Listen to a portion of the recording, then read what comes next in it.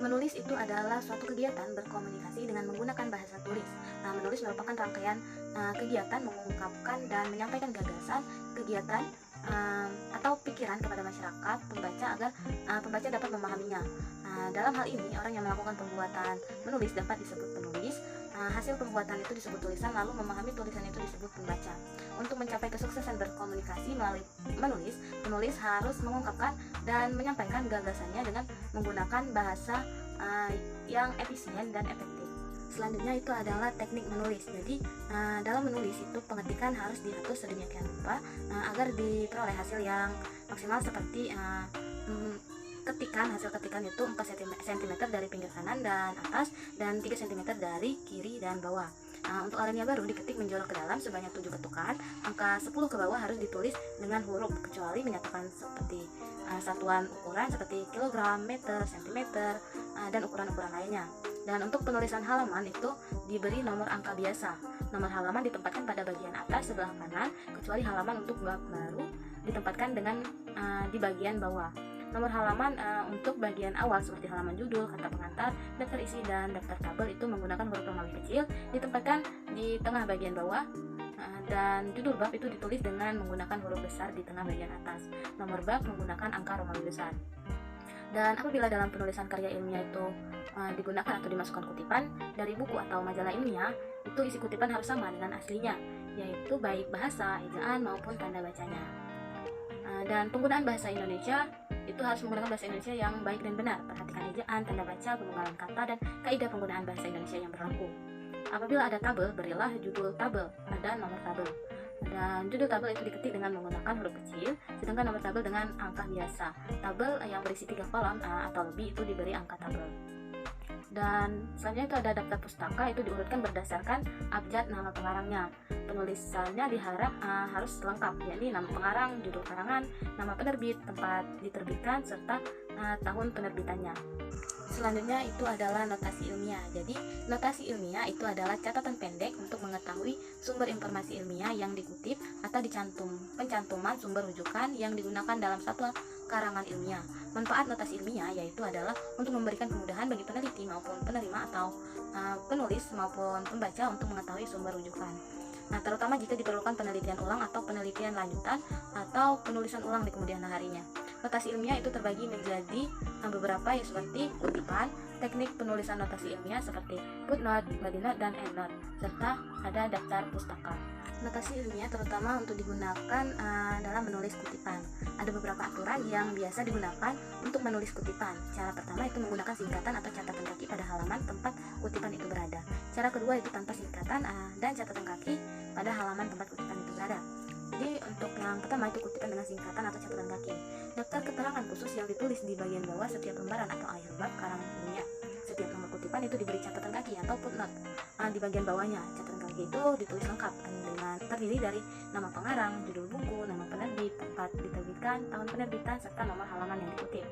Lalu sumber kutipan yang telah disebut bila akan digunakan lagi tidak perlu menulis lengkap, cukup dengan menggunakan singkatan seperti ibid, objit, log, cheat, ibid. Digunakan untuk menyatakan sumber yang sama yang telah disebut sebelumnya tanpa diselangi oleh sumber yang lain dan menunjuk pada halaman yang berbeda. Untuk objit itu digunakan untuk menyatakan sumber yang sama telah disebutkan sebelumnya tetapi sudah diselang sumber lain dan merujuk pada halaman yang berbeda. Untuk logcheat itu digunakan dalam menyatakan sumber yang sama yang telah disebut sebelumnya dan merujuk pada halaman yang sama. Dengan contoh yaitu adalah sebagai berikut. Selanjutnya yang kedua itu adalah kutipan tanpa catatan kaki. Jadi tidak semua bagian yang dimuat dalam karya tulis itu menuntut adanya catatan kaki pada halaman tempat kutipan itu berada. Akan tetapi pada akhir kutipan disertakan keterangan seperti nama pengarang, tahun penerbitan, dan halaman yang dikutip. Baiklah, selanjutnya itu adalah contoh kutipan langsung kurang dari 40 kata. Jadi kutipan langsung pendek adalah kalimat yang dikutip kurang atau sama dengan 40 kata. Kutipan langsung pendek dituliskan dalam teks dengan memberi tanda petik atau kutip di awal dan di akhir kutipan. Contoh penulisannya yaitu untuk yang pertama, jika nama penulis disebut dalam teks secara terpadu dengan contoh misal buat nama penulis yaitu Subroto dalam kurung tahun penerbitan yaitu 2012, halaman 123 tutup kurung, menyimpulkan, kemudian kutip kalimat yang akan dikutip. Untuk contoh yang kedua yaitu jika nama penulis disebut bersama dengan tahun penerbitan dan nomor halaman. yaitu contohnya kesimpulan pada penelitian tersebut adalah, kemudian kutip kalimat yang akan dikutip, misalnya ada hubungan yang erat antara faktor sosial ekonomi dengan kemajuan belajar. Buka kurung, nama penulis yaitu Subroto, tahun penerbitan 2012, kemudian halaman yaitu 123, kemudian tutup kurung. Untuk penulisan kutipan yang ketiga yaitu jika ada tanda kutip dalam kutipan digunakan tanda kutip tunggal. Contohnya yaitu misal kesimpulan dari penelitian tersebut adalah kutip kalimat yang akan dikutip. Misalnya terdapat kecenderungan semakin banyak campur aduk, campur tangan, yaitu kata campur tangan bisa dikutip dengan tanda kutip tunggal. Pimpinan perusahaan semakin rendah tingkat partisipasi karyawan di daerah perkotaan. Kemudian buka kurung, nama penulis, tahun penerbitan yaitu 2010 dan halaman 101 tutup kurung. Soalnya itu adalah cara merujuk kutipan tidak langsung. Jadi, penulisan kutipan tidak langsung pada sistem APA atau APA, kutipan tidak langsung dituliskan dalam kalimat atau teks dengan mencantumkan nama pengarang dan tahun penerbitan tanpa menuliskan halaman karya yang dikutip. Contoh penulisannya yaitu yang pertama, jika nama penulisan disebut terpadu dalam teks, contohnya Salimin, buka kurung, tahun penerbitan yaitu 2000 dan halaman 13 tutup kurung, kemudian kalimat yang akan dikutip, misalnya tidak menduga bahwa mahasiswa tahun ketiga lebih baik daripada mahasiswa tahun keempat, lalu titik, tidak perlu menggunakan tanda kutip. Untuk contoh yang kedua yaitu jika nama penulis disebut dalam kurung bersama tahun penerbitannya. Contohnya yaitu mahasiswa tahun ketiga ternyata lebih baik daripada mahasiswa tahun keempat, buka kurung, kemudian nama penulis yaitu Salimin, tahun penerbitan 2014, kemudian halaman 13 tutup kurung. Selanjutnya itu adalah kutipan 40 kata atau lebih. Jadi kutipan langsung panjang adalah kalimat yang dikutip lebih dari 40 kata. Kutipan langsung panjang ditulis dalam paragraf tersendiri dengan jarak 5 ketuk atau spasi dari margin kiri, dan jarak antar spasi, antar baris itu 1 spasi. Teks yang dikutip tidak perlu diberi tanda petik pada pembuka dan penutupnya. Jika dalam paragraf terdapat paragraf baru lagi, garis barunya mulai 1,2 cm dari tepi kiri garis teks kutipan.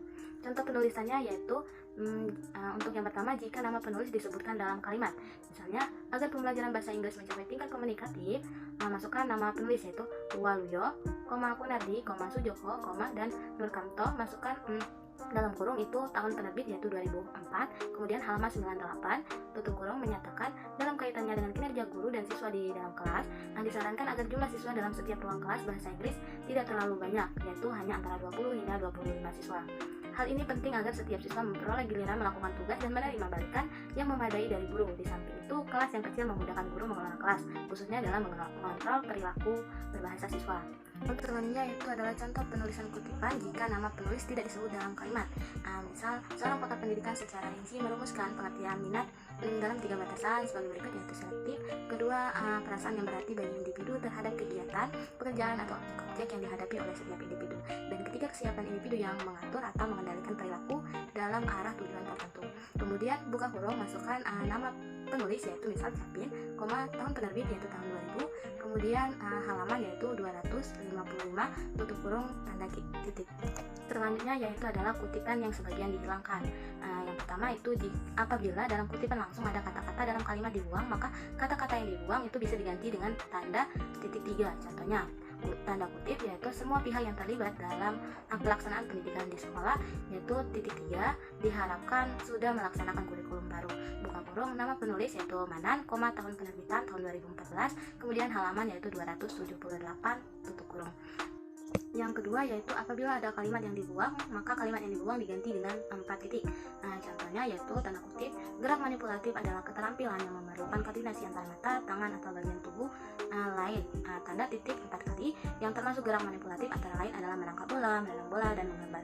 Kemudian buka kurung, masukkan nama penulis yaitu misal Asim, kemudian tahun penerbitan 2015, kemudian halaman yaitu 315 tutup kurung.